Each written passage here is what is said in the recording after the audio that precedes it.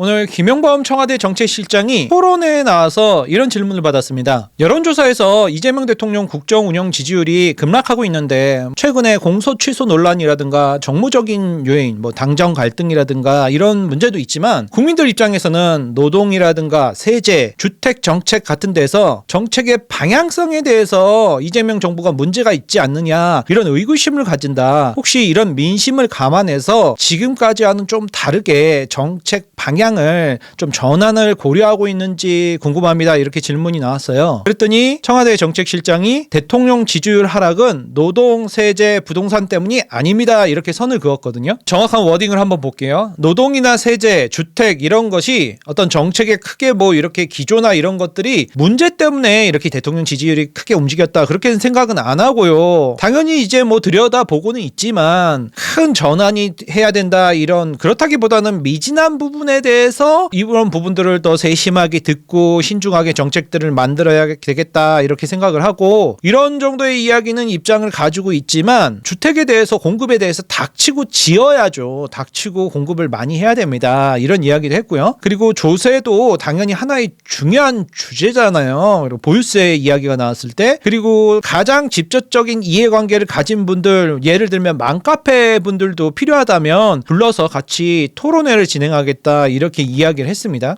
이렇게 상황 파악을 못하는 거는 최근에 집값 상승과 전세 불안, 월세 폭등으로 국민들의 마음이 굉장히 힘든 거에 대해서 공감을 못하는 것 같아요. 이 주된 원인은 정부가 지난 1년 동안 계속해서 썼던 수요 억제 정책 때문이거든요. 그리고 이런 수요 억제 정책이 그 실패했던 문재인 정부의 정책과 그대로 정책 타이밍과 내용이 거의 똑같단 말이죠. 처음에는 대출 규제, 그 다음에는 거래 규제, 이제는 세제 규제까지 계속 말씀드렸잖아요. 이 3단계 콤보로 계속해서 규제를 할 거다. 처음 대출 규제했고 실거주 의무 강화했고요. 그리고 수요 억제책으로 그 다음에 투기 과열지구 했고 그 다음에 토제로 전세기구 사지도 못하고 팔지도 못하게 거래를 막아버렸죠. 이제는 세금 규제를 하겠다고 공공하게 발표를 하고 있죠. 이게 정책 초기에 한 3개월, 6개월이라고 하면은 지난 정부 잘못을 이야기해도 되지만 이제는 이재명 정부가 들어온 지 1년이 지났단 말이에요. 이번에는 정부의 정책 실패죠. 정확하게 얘기하면 시장 실패를 두려워한 정부 정책의 실패죠. 다주택자를 규제하다가 이제 임대사업자를 규제하다가 이제 비거주 1주택가의 규제를 시작을 하겠다고 엄포를 놓고 있으니 물량이 시중에서 잠기고 집값은 폭등하고 전월세는 사라지고 있죠. 이렇게 해서 집값을 잡기는 굉장히 힘듭니다. 집값뿐만 아니라 이제 전월세도 잡기 힘든 상황으로 가고 있는데 여기다가 세금 규제까지 한다? 그럼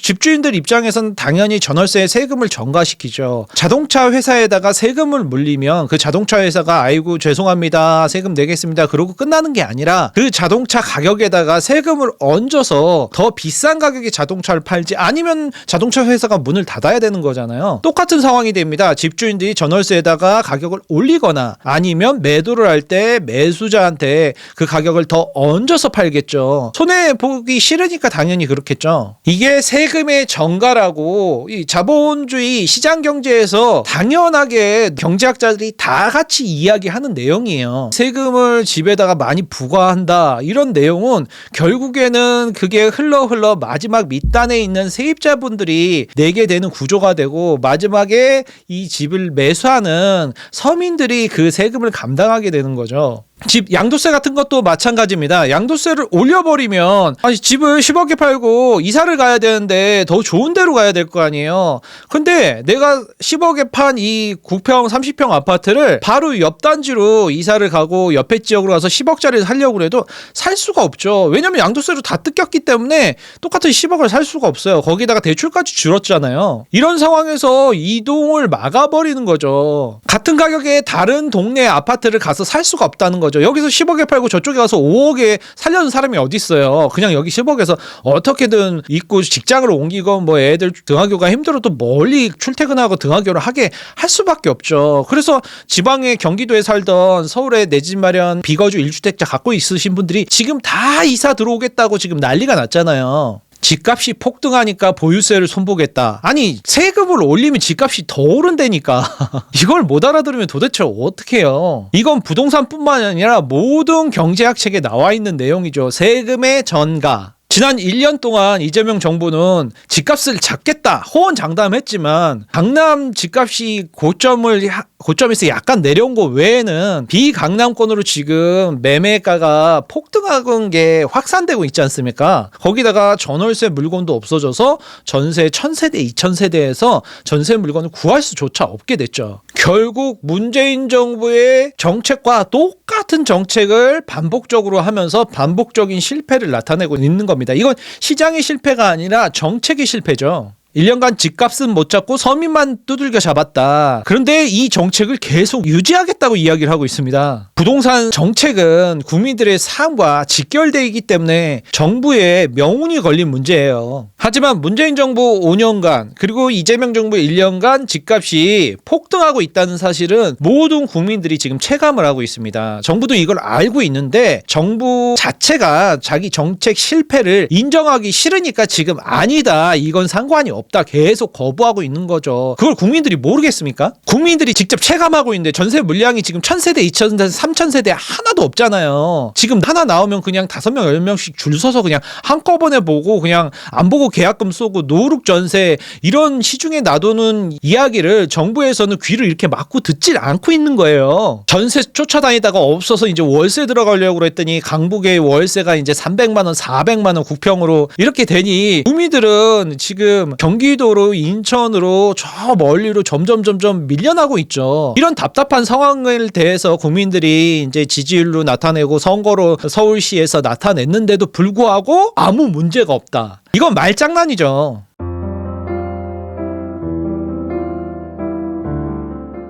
이재명 대통령이 취임 1주년 기자회견에서 또 이런 말씀을 하셨죠. 전세 감소는 정상화의 과정이다. 그리고 전세가가 상승하는 건 맞지만 폭등하는 정도는 아니다. 이렇게 말씀하셨는데 지난 10년 동안 중에서 가장 많이 전세가가 지금 상승하고 있는데 서울 아파트 기준으로요. 지금 전세가 상승이 폭등이 아니면 10년 만에 가장 높은 수치인데 이게 뭡니까 그러면? 가장 높은 수치인데요. 그리고 거기서 또 이런 이야기도 했습니다. 거주용이 아닌 주택에 대해서는 세 부담을 늘려야 한다. 아니 뭐 이거 투기를 권장하는 거냐 이렇게 이야기를 했었죠. 그리고 또 서울시장을 야권에 뺏겼는데 이건 또 전국적으로 지금 민주당이 이긴 상황에서 서울시장만 왜 야당에 뺏겼냐. 이건 서울 집값 폭등에 대한 민심의 이반이다. 전월세 폭등, 집값 폭등에 대해서 국민들이 심판한 거다. 이렇게 질문이 나왔더니 아니다. 부동산에서 선거가 어떤 영향을 미쳤냐 이렇게 물어본다면 이건 상수다. 그냥 기본으로 깔고 가는 거다. 이렇게 이야기를 했어요. 아무것도 아니라는 듯이요. 이렇게 되면은 국민들의 집값 폭등에 전월세 폭등으로 서운한 마음은 민심이 이제 등을 돌리기 시작하는 거죠. 공감 능력 강조하더니 본인이 왜 국민들의 부동산 민심에 대해서 공감 능력을 못하는지 잘 모르겠네요. 그럼 이 발언들이 어떤 영향을 미쳤을까요, 여러분들? 지금 65%대였던 4월 중순에 지지율이 6월 첫째 주에 급락을 합니다. 6월 첫째 주에 무슨 일이 있었죠, 여러분들? 선거가 있었습니다. 그래서 6월 3일 지방선거가 있어서 지지율이 이렇게 10% 급락했나 보다 이렇게 생각하시는 분들이 있는데 지금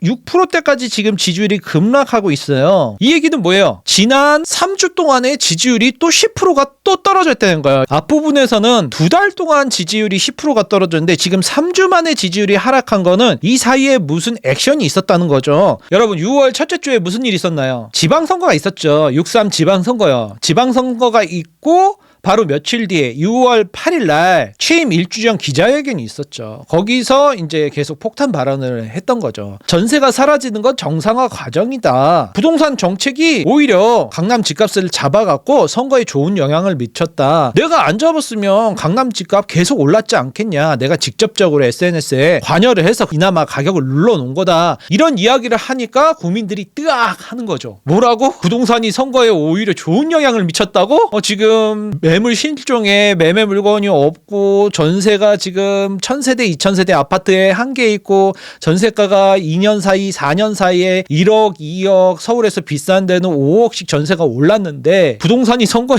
좋은 영향을 미쳤다고? 이게 무슨 소리지? 이러면서 국민들이 충격을 받은 거죠. 그러니까 지지율이 급락했죠. 지지율이 그렇지 않으면 왜 급락했겠습니까? 지난 3주 사이에 이슈는 선거하고 대통령 취임 1주년 기자회견밖에 없었죠. 네, 지금도 그렇지만 4월, 5월부터 상황이 심각해지긴 했었어요. 왜냐하면 김용범 청와대 정책실장이 또 지금 일어나고 있는 은행 고금리라든가 고물가, 고환율은 지금 삼성이나 하이닉스에서 높은 수익이 나고 있으니까 이런 성공의 비용이다. 이건 당연한 걸로 받아들여라. 고환율이 성공이 만든 역설이다. 주식이 많이 오르니까 그걸 외국인들이 팔아서 달러로 가지고 외국으로 나가니까 그래서 오른다. 금리 상승은 뭐 무조건 억누르는 것도 그것도 또 위험하다. 그리고 고물가는 총력을 다해서 대응 방법을 저희가 총력을 다해 보겠다. 이런 이야기를 하면서 또 집값 상승이야말로 정부가 가장 단호하게 대응해야 될 부분이다. 1년 동안 대응을 했는데 왜 제대로 집값을 못 잡고 오히려 잠잠하던 강북이라든가 서민들이 많이 살고 있는 그 지역까지 집값 폭등이 확산되고 있냔 말이죠. 그런 거에 대한 민심을 대변하는 게 이번에 선거였었고 여론조사였었죠. 그런데 아니다. 아무 문제 없다. 계속 이렇게 반발할수록 국민들의 마음은 많이 떠나가겠죠. 정부에서도 느꼈는지 오늘 김용범 청와대 정책실장이 말했듯이 맘카페까지 필요하다면 불러서 부동산 끝장 토론을 하겠다. 이번에 7월 말에 세제 개편 나오기 전에 7월 중순에 7월 15일께 개최가 되는데 이재명 대통령이 직접 주재를 해서 이런 건 되게 잘하시죠? 이렇게 공개적으로 이야기 나누는 거. 이건 강점인 것 같아요. 이재명 대통령이 7월 세제 개편안 발표 전에 부동산 민심을 청취하기 위해서 공개 토론회를 진행한다. 그래서 부동산 전문가뿐만 아니라 실수요자,